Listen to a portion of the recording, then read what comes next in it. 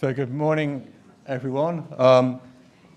I'm Paul Fearnhead. I'm the lead of the Prof AI Hub, and it gives me great pleasure to welcome you all here today for the first event of the Hub. What I thought it would make sense to do would be to start today just by saying a little bit about what the Prof AI Hub is and what it aims to do and how you potentially could be involved with it. So the Hub is part of quite a considerable investment by EPSRC over the past 6 months into research in AI. It was funded under a call for the sort of mathematical and computational foundations of AI, and it specifically is focusing on sort of probabilistic aspects of AI. So in terms of the funding for the Hub, so it's been funded for 5 years with a total of about sort of £10 million, mainly from UKRI, but also with quite a substantial contribution from the universities involved and a number of project partners, industrial project partners. There are 6 universities involved, so it's being led from Lancaster, but also involves the universities of Bristol, Cambridge, Edinburgh, Manchester and Warwick. And there are sort of 15 investigators on the proposal, but it will actually involve a much larger group of individuals and research groups across those 6 universities. And as I mentioned, also has a number of industrial partners who supported our proposal. So in terms of what it aims to do, so first and foremost, it's about research, so developing a sort of world-leading research program at the interface of probabilistic AI. But it's supposed to be a lot more than just a large research grant, these hubs. And so in addition to that, it's also aiming to try to bring together the sort of wider UK community to work at this interface. And in some sense, a lot of the motivation for a hub in this area was the thought that probabilistic reasoning is very important to AI, and there's a lot of open challenges in this area for which mathematical skills are needed, and that there's a lot of untapped potential in terms of the research base in the mathematical sciences who have the right skills but aren't currently working on these AI problems. So we really want to sort of break down barriers and get the wider UK maths community working with AI researchers to really push forward this area. And then the third aim is just to develop the people pipeline. So the Hub will have a number of PhD studentships and will fund a number of postdocs. And through that, we hope to sort of develop the next research leaders in this area. So they're the sort of general aims, and I've used the same sort of probabilistic AI or probabilistic aspects of AI. So I think it's probably helpful just to say a little bit about what I mean by that. And essentially, we sort of take sort of probabilistic AI in the sort of broadest sense, and it's really thinking about any area of AI for which sort of probability or probabilistic reasoning is relevant. And it turns out that is pretty much all of the different aspects of AI. So probability is relevant to a lot of the models which are used in AI. As just one example, the recent advances in generative AI for images are based on using diffusions to noise and denoise data. It's relevant to training, so training algorithms are often stochastic, such as stochastic gradient descent. Stochastic mechanisms such as dropout are used to sort of regularize training. It's relevant to predictions, and one of the key things that we found when we talked to our project partners is that what they really want is not just sort of point predictions, but they want measures of uncertainty with these predictions. And probability gives a very natural way of quantifying uncertainty.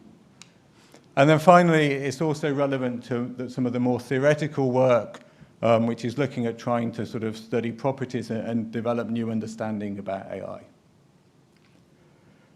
And more specifically, we sort of highlighted 5 specific research themes which pretty much cover the the different areas that I've just mentioned, which would be the initial focus of the hub. These are AI-scale probabilistic reasoning, so that's trying to sort of get sampling algorithms to scale up to AI-sized problems. A dynamical systems view of AI, which is more on the sort of theoretical side, so looking at asymptotic properties of things like deep neural networks, and their asymptotic behavior often converges to some form of stochastic process, and understanding those asymptotics can be important then in terms of giving insight into how to choose architectures or how to better train the models through choosing appropriate tuning parameters or appropriate initializations. Mathematical underpinnings of generative models is the third theme. Structure-informed AI, which is the idea that rather than just using sort of AI to fit to data, often for some applications there's external structural information which we'd like our models to take account of. And this is particularly the case when we have, we say, modeling physical systems where there's information from the sort of laws of physics as to how the model should behave, and can we get AI to not only fit to the data but take account of the laws of physics or other structural information. And then the final theme is just incorporating uncertainty into AI. And in putting together the program today, we tried to sort of ensure that we covered all of these research themes. It's not a perfect correspondence between the talks and the different themes, but this is a rough idea as to how the sort of talks that will come up later today will match to some of the themes. And so hopefully at the end of the day, you'll have a clear idea of the sort of research that the hub's interested in. As I mentioned, the hub itself is more than just a large research grant, so there's additional sort of activities and events that the hub will be putting on, some of which I've listed here. So these include events at the interface of the mathematical sciences and AI, which are trying to break down some of the barriers to get the mathematical science researchers involved in sort of research at this interface. At the other end, we're interested in events more application-focused, which would involve various sort of engagement and sort of knowledge exchange activities, things like problem-solving events, summer schools and conferences. And I should say that the next event that we plan is actually the first conference for Prob AI, which will take place at Lancaster in September. Okay.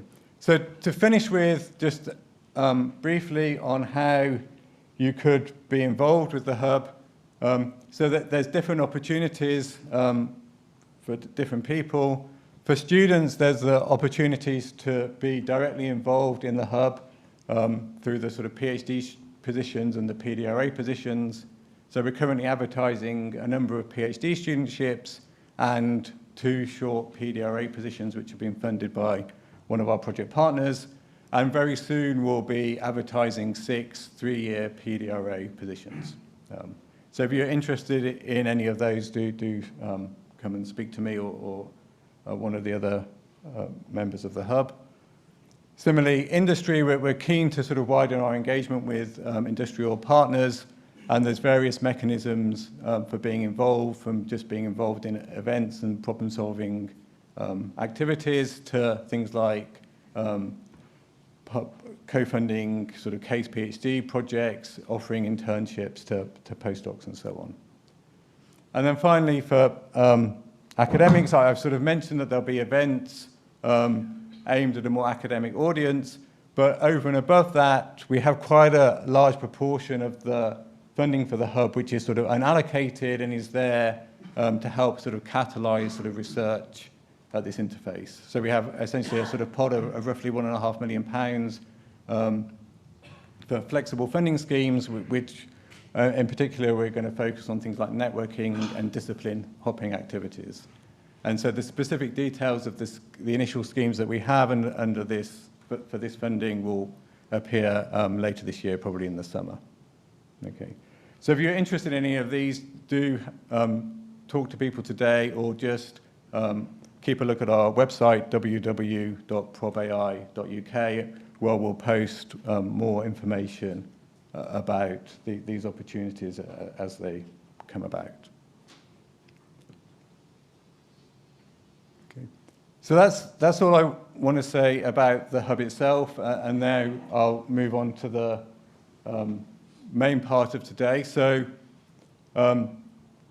we have a number of talks, and I should just say that unfortunately one of our speakers has had to pull out, has been unable to make it, so we've had to slightly rejig the timetable. So in particular, the final session now has only 2 talks rather than 3, and what we've done is just extended the afternoon coffee breaks to 3:30, and then we'll plan to finish a little bit earlier than scheduled. Okay, but we'll remind you of this this afternoon.